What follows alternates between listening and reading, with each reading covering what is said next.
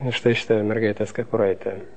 Tai turbūt toks iš pavyzdžiukų, kada buvo norėta ne tik tiesiog surinkti, sudėti, kada norėta kažkaip tai tarsi grąžinti antrą gyvenimą, tarsi apvilkti nors nesančio žmogaus, bet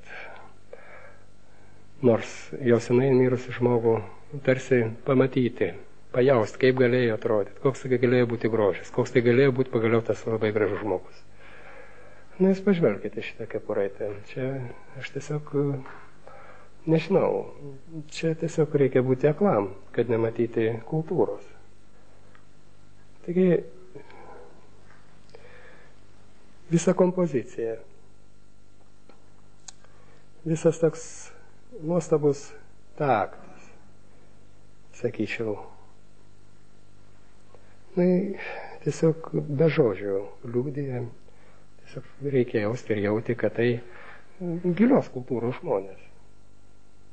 Didelės, nebijau pasakyti, erudicijos žmonės. Be jokios abejonės. Štai pažiūrėkit, čia saulės simboliai. Štai šitą ornamentiką yra viduje su saulutėm tokiam išdėliotam, taipogi saulės simboliai. Pažiūrėkit, kaip nuostabiai yra užbaigta pati kepuraitė. Puikiausiam, gražiausiam dviem ornamentuotam paukšteliam.